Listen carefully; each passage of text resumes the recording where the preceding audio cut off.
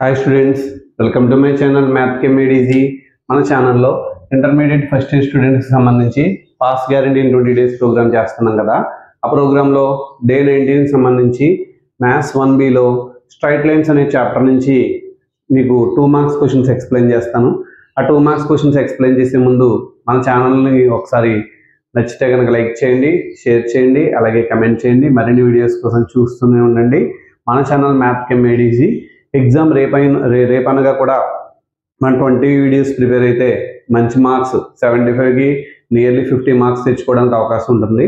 So మన videos miss కాకుండా రెగ్యులర్గా ఫాలో అవుతారని అనుకుంటున్నాను. సో క్వశ్చన్లోకి వెళ్ళిపోతే find the equation of line perpendicular to అని చెప్పి ఇచ్చారు. ఈ లైను గివెన్ లైన్ ఈక్వేషన్ రాసుకున్నాం. ఏంటో లైన్ ఈక్వేషన్ అంటే 5x - 3y + 1 = 0. ఇది line equation. So required line equation అంటే ఏంటి? దీన్ని పర్పెండిక్యులర్ ఉండాలి. దీన్ని a = 5, b = -3, c = 1 అని రాసుకుంటే so bx - ay + k = 0. The line parallel to ax + by + c = 0 అయితే ax + by + k అని రాసాం. ఇక్కడ పర్పెండిక్యులర్ అంటే కనుక చివరి కాన్స్టెంట్ k వస్తుంది. ఈ కొఫిషియన్స్ రివర్స్ అయ్యి ఇక్కడ మధ్యలో సింబల్ మారుతుంది. అంటే -3x - 5y + k = 0. So this line passing through, ఈ లైన్ దేని నుంచి పాస్ అవుతుంది? 4, -3 కాబట్టి x ఉన్న చోట 4 పెడతాను, y ఉన్న చోట -3 పెడతాను. -12 - +15 3 + k = 0. k వాల్యూ అంతా -3. సో రిక్వైర్డ్ లైన్ ఈక్వేషన్ అంటే k ప్లేస్లో -3 పెడదాం. -3x - 5y - 3 = 0. మైనస్తో రెండు వైపులు ఇంటూ చేస్తే required line equation is 3x + 5y + 3 = 0. అర్థమైందా? నెక్స్ట్ క్వశ్చన్ చూద్దాం. Next question find the area of triangle formed by the line అని ఇచ్చారు అండ్ విత్ కోఆర్డినేట్ యాక్సిస్ అన్నారు. ఈ లైన్ ఇలా ఉందనుకుంటే కోఆర్డినేట్ యాక్సిస్తో చేసేటువంటి ట్రయాంగిల్ ఏదైతే ఉందో ఆ ట్రయాంగిల్ ఏరియా కనుక్కోవాలి. దీన్ని యాక్చువల్గా కొంతమంది స్లోప్ ఇంటర్సెప్ట్ ఫామ్ కింద రాసి ½ × a × b అని కూడా రాస్తారు. అండ్ డైరెక్ట్గా మనం a value 3, b value -4, c value 12 కాబట్టి area of triangle c² / 2 modulus ab. So c² పెట్టాం, మాడ్యులస్ abకి మాత్రం ఎందుకు పెట్టామంటే నెగిటివ్లో ఉన్నాయని పాజిటివ్గా తీసుకోవడం కోసం. 3 × -4, సో 12 × 12 ఇక్కడ -12 వస్తుంది, మాడ్యులస్లో ఉంది కాబట్టి +12 అవుతుంది. 12 క్యాన్సిల్, 2 టేబుల్లో 12 6 times cancel, so 6 square units అయిందనమాట. ఓకేనా? నెక్స్ట్ ప్రాబ్లం చూద్దాం. Find the value of a if the area of triangle formed by x = 0, y = 0. అంటే ఇవి కోఆర్డినేట్ యాక్సిస్ అనమాట. ఇచ్చిన లైన్ ఈక్వేషన్ ఇది. ఏరియా 6 అయితే కనుక సో ఇందులో ఏ వాల్యూ కనుక్కోమన్నారు. Given line 3x + 4y = a కాబట్టి దాన్ని నేను 3x + 4y - a = 0 అని రాస్తాను. a value is 3, b value is 4, c value is -a. Area of triangle ఎంత అని ఇచ్చారు? 6 అని ఇచ్చారు. c² / 2 మాడ్యులస్ ab కాబట్టి = 6. c² అంటే -a² / 2 మాడ్యులస్ a అంటే 3, b అంటే 4 = 6. a² = 6 × 4 3 = 12, 2 × 12 అనమాట. అంటే a² = 12² అవుతుంది. a = +or - 12. ఓకే, సో చాలా సింపుల్. ఇది area of the triangle formula c² / 2 modulus ab గుర్తుంటే సరిపోతుంది. డిస్టెన్స్ బిట్వీన్ ప్యారలల్ లైన్స్ అన్నారు. ఈ రెండు లైన్స్ ప్యారలల్ అయితే ఖచ్చితంగా x కోషియంట్ y కోషియంట్ రెండు కూడా ఈక్వల్ అవ్వాలి. దానికోసం ఇక్కడ 10 ఉంది కాబట్టి ఇక్కడ 2తో మల్టిప్లై చేస్తాను. 10x - 6y - 8 = 0.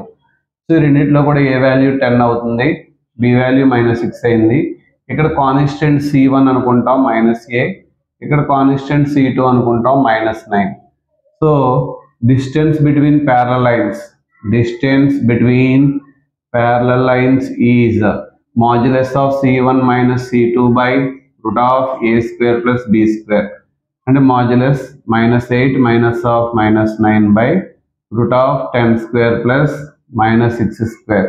Minus into minus plus కాబట్టి 9 minus 8 అంటే ఎంత 1 by root 100 plus 36 అంటే root 136. ఓకేనా. నెక్స్ట్ ప్రాబ్లం చూద్దాం.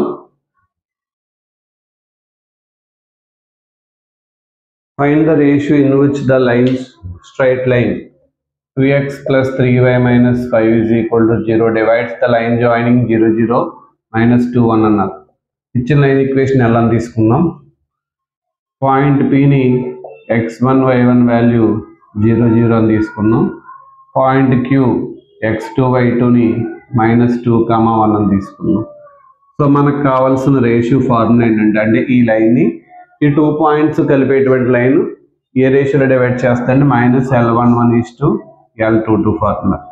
మైనస్ ఆఫ్ ఈ ఎల్లో x ఉన్న చోట x1 పెట్టాలి, 2x1 ప్లస్ y ఉన్న చోట y1 పెట్టాలి, ఈస్టు ఇక్కడ 2 పెట్టాలి, 2x2 ప్లస్ 3y2 మైనస్ 5 అంటే minus of 2 into 0 plus 3 into 0 minus 5 is 2 into -2 plus 3 into 1 minus 5. ఇక్కడ ఇదంతా 0 అయిపోతుంది, మైనస్ ఉంది కాబట్టి minus of -5 is -4 plus 3 minus 5 -9 plus 3 అంటే -6 అవుతుంది. 5:6 దాన్ని -5:6 అని రాసుకోవచ్చు.